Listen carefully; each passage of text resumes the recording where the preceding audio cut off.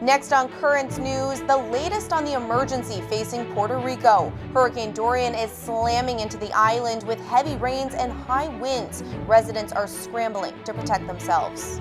As Dorian makes landfall, people living and working in the Brooklyn Diocese are worried about their loved ones in Puerto Rico. I'm Tim Harfman, and I'll have the story. The lungs of the world are on fire, and America's bishops are concerned about the Amazon. They're urging Catholics to perform acts of mercy so that through prayers, the fires are controlled. Plus, Bishop DiMarzio's new column in the Tablet is thought-provoking. The Bishop of Brooklyn is linking the welcoming of immigrants and Labor Day. The news starts right now.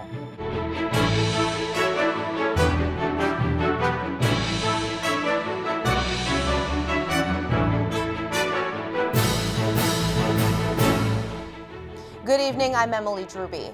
Tonight, Hurricane Dorian is heading straight for Puerto Rico. The storm strengthening to a Category 1 hurricane this afternoon. Dorian is lashing the U.S. island with heavy rains and is tracking the same path as Hurricane Maria did 2 years ago. Nadia Romero is in Ponce, Puerto Rico with the latest. Hurricane-force wind gusts, torrential rain, flooding, and widespread power outages. Just some of the dangers Dorian is expected to unleash on Puerto Rico. The storm could dump up to 10 inches of rain and is likely to impact many of the areas hardest hit by Hurricane Maria 2 years ago. Officials and residents are hoping they're more prepared this time, as many areas are still vulnerable. The city's kind of a ghost town right now because everyone is really taking this seriously. A lot can happen. I think flood is going to be our biggest problem.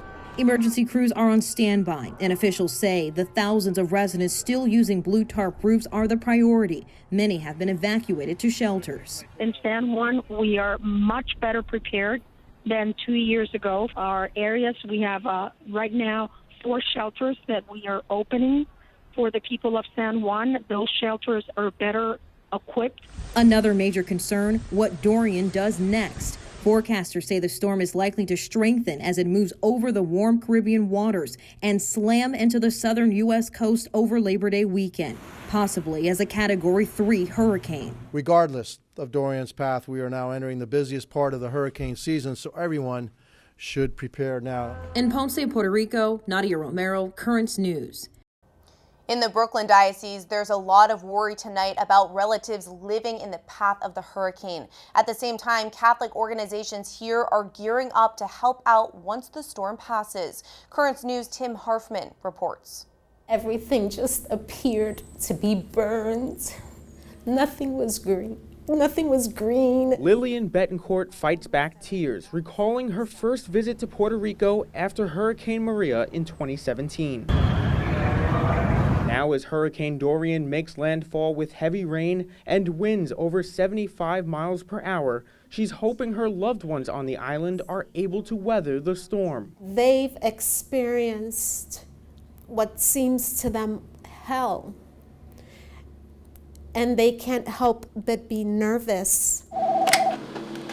Good afternoon, Holy Name Rectory. How may I help you? Lillian works at Holy Name Church in Windsor Terrace, Brooklyn, and visits Puerto Rico every year. She just returned from the island. After Hurricane Maria, Lillian's mother and friends went months without electricity or running water, left to fend for themselves.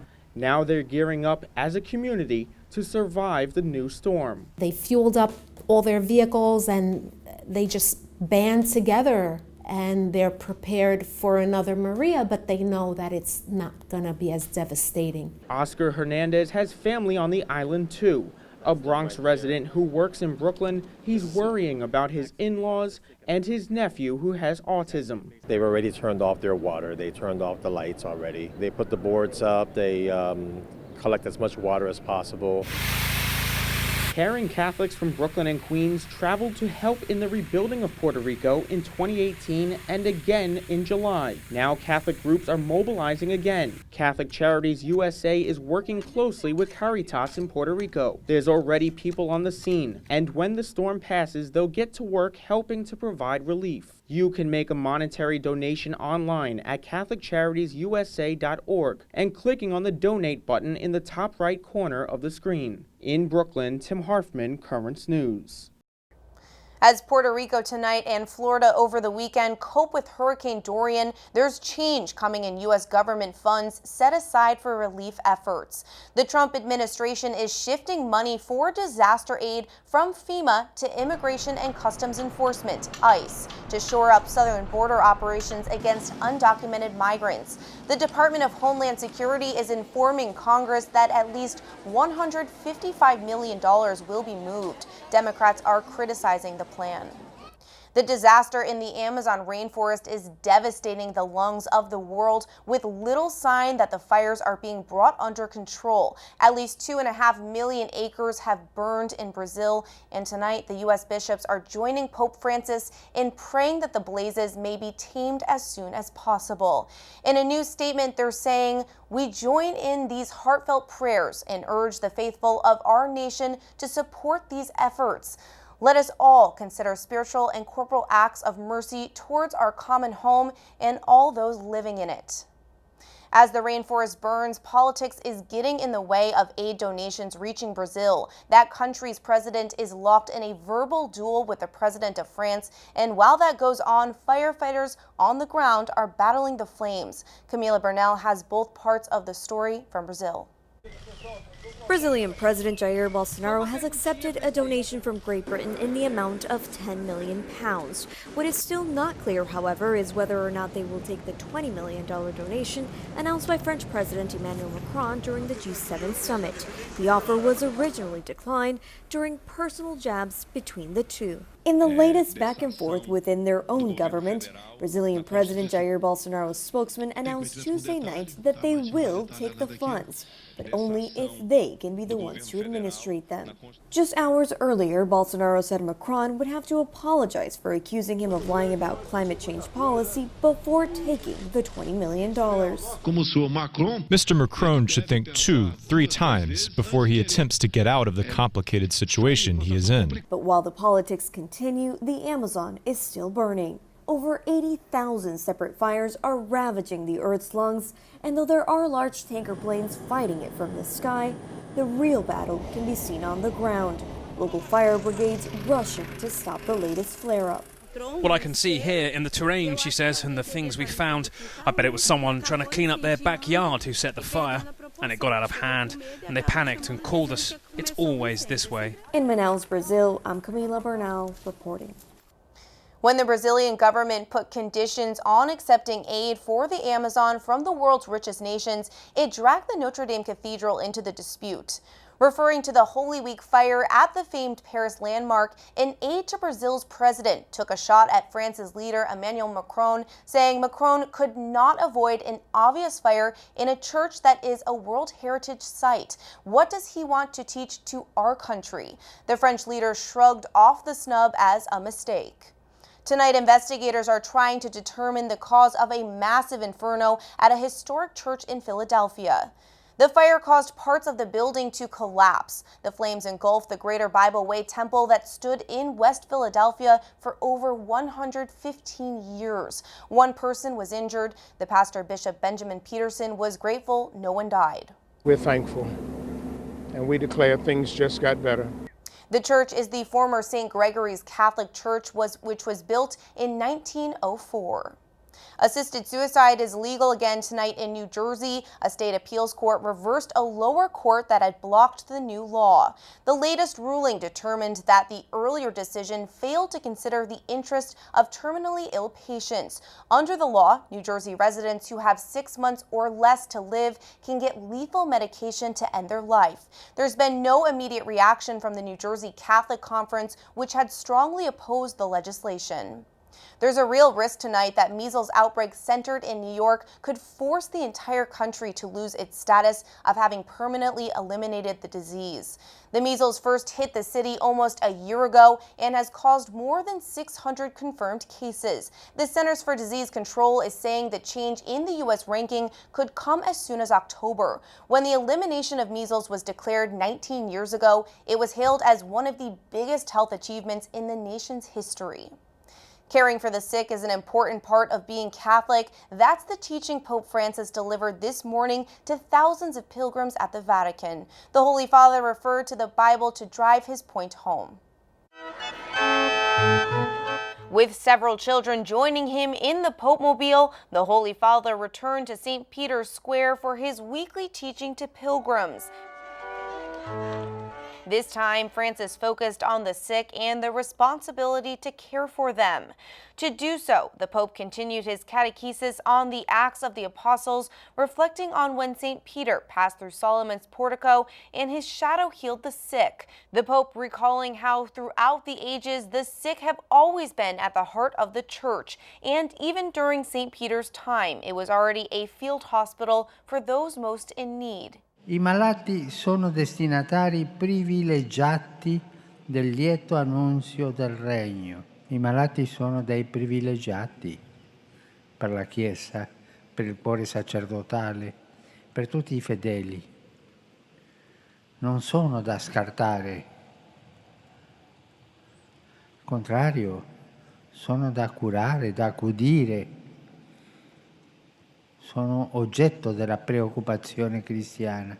The Pope saying Peter received leadership from Jesus, but it didn't make him believe he was more important than others. This is because he knew it was another who manifested himself through Peter's works. In tal modo Dio manifesta la sua prossimità e fa delle piaghe dei suoi figli, diciamolo un po' in difficile, il luogo teologico della sua tenerezza. Nelle piaghe degli ammalati, nelle malattie che sono impedimenti per andare avanti nella vita, c'è sempre la presenza di Gesù, la piaga di Gesù. C'è Gesù che chiama ognuno di noi a accudirli, a sostenerli, a guarirli.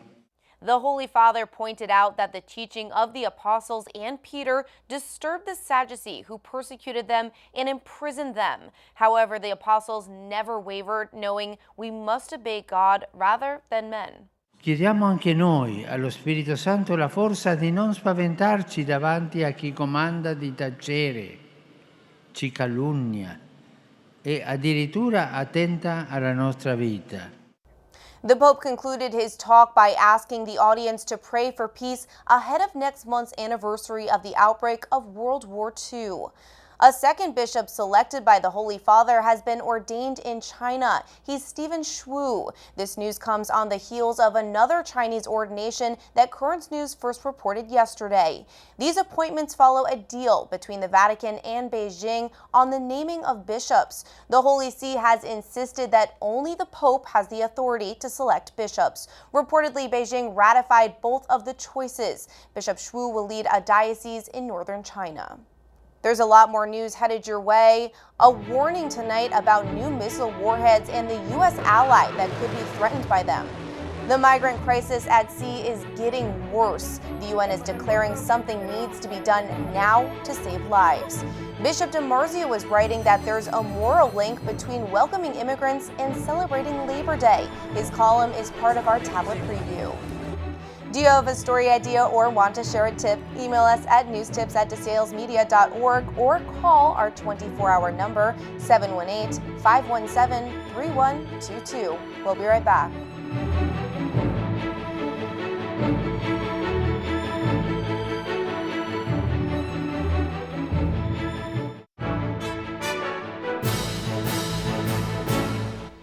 News from Italy that's still developing tonight. Word of a new deal to run the country that sidelines a popular and controversial politician. Warring parties are saying they've agreed that Giuseppe Conte should stay on as prime minister.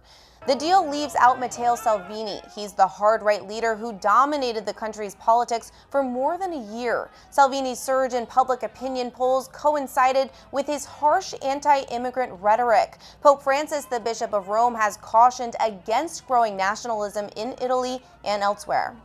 There's a warning tonight that North Korea is developing advanced missile warheads that could threaten U.S. ally Japan. The country's defense chief is saying the new weapon could get through the missile shield that protects Japan. The alert comes at the same time top U.S. allies England, France, and Germany condemned North Korea's repeated missile launches. Police are saying tonight they've smashed a terror cell in Indonesia. Some of the suspects rounded up are accused of deadly bombings targeting churches in the country. Explosions at a Catholic church and 2 Protestant churches in May of last year left 19 people dead and dozens more injured. The latest arrests bring the number of suspects captured in connection with the church bombings to about 200. The crisis of migrants drowning at sea is getting worse tonight. The UN is demanding action as the deadly toll grows larger. We estimate that around 40 people may have drowned in this incident, and this comes just weeks after 150 people lost their lives. That disaster was the largest Mediterranean shipwreckage this year. The UN is calling for more search and rescue operations and for countries to do more to help the refugees find safer shores in Europe.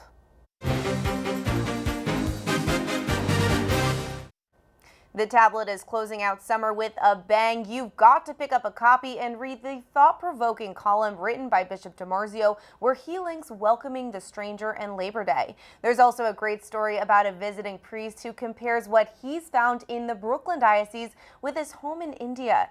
Editor-in-Chief Jorge Dominguez is here to tell us all about it. Let's start with Bishop DiMarzio. Now, he's making important points about the human labor that has made our country great. What is he writing about in his column this week? Well, you were saying a thought-provoking column, and that's what it is. He starts by asking, who kills our chickens? Which is a very interesting way to start a column. But what he's trying to reflect on is how we depend on cheap labor to have a lot of things in our country. And we don't think about that when we think about illegal immigration. The people who kill our chickens are people who are immigrants, getting very low wages, and some of them are illegal. We have to take that into consideration when we talk about immigration. And the other thing is very interesting that he says is, whenever I write a column about immigration, people write to me saying that I'm talking about politics. And he says, I am not talking about politics. I'm talking about the moral issue that is involved in this discussion. And it's, in that sense, it's a long, profound, deep, interesting column. You have to read it. Wow, I'm excited. I can't wait to read it. There's also a wonderful article about a visitor to the Brooklyn diocese. He's a priest from India helping out in Park Slope for the summer. What comparisons did he find? Oh my God. We all know that there are like 80 priests that usually visit our diocese during summer. They come from all over the world. And we only think, wow, what a great, incredible experience for these priests to come from India and to know New York. But at the same time, each of those priests bring their own stories from back home. And this interview with this wonderful priest from India is a comparison between Brooklyn and the southern part of India where he works. And for example, he says that sometimes he has to travel for days between one village to the other to celebrate Mass, and that the donations for a week is around $1, and that he compares that with Brooklyn, how different it is and how we should think about people who are less fortunate than us. It is absolutely a wonderful article. You have to read it too. Oh, I'm excited to read that one too. Jorge Dominguez, editor-in-chief of The Tablet, thank you so much for being here. Thank you, Emily. The Tablet needs your support to ensure that Catholic journalism will thrive well into the future. You can do so by subscribing to The Tablet so that it comes right to your mailbox. You'll save up to 55% by having it delivered to your home versus paying for it at church. Go to the website thetablet.org/home55 or call 877-883-8356. And The Tablet has a brand new page called Our Diocesan Family, where you can share your pictures of recent baptisms, Holy Communions, confirmations, marriage, all of the joyous sacraments. For more details and to submit your photos, go to thetablet.org/Our Diocesan Family. Your picture may be published in an upcoming issue of the newspaper. Now the story of a brotherhood forged under fire. 2 Marine Corps vets were serving side by side in Afghanistan when one fell wounded. He lost his legs. Back home, there was a mountain to climb, and they did it together. Aaron Cox reports. A few days ago, I drove by and I was like, you know what? I think I'm going to take John up to the top of that by myself. It takes a special kind of brotherhood to carry 135 pounds of weight on your shoulders up 14.3 miles of steep terrain. I'm sure shed a lot of blood, sweat, and tears to get to where we were, and it was all worth it. Jonathan Blank and John Nelson served in the Special Operations Unit of the Marine Corps together in Afghanistan. I got legs. I got legs. I couldn't imagine if I... 10 years ago, John had stepped away from where Jonathan was standing when the explosive device went off. I thought this would be something epic for him to experience, to actually get to the, to the saddle. An emotional trip for John, but also for fellow hikers who passed by. If that's what they're doing for recreation, imagine those guys on the battlefield. You see that and you see the determination to do what they do, then yeah, it makes you want to do that for your friends and family. An inspiration Jonathan hopes to spark in anyone who thinks they can accomplish something. Not only have I lived through this, he's lived through it as well. Like, we're also, special operations guys. We're Force Recon Marines. We can do anything. We can maybe instill that mindset in other people. They plan to climb the 14,500-foot high Mount Whitney in California on Veterans Day. Still to come on Currents News, a Christian mother of 4 is crediting God with keeping her alive. We'll have the story of what happened. There's a mystery surrounding the image of the Blessed Virgin Mary and the Christ child famously known as the Madonna of the streets. We'll have the story.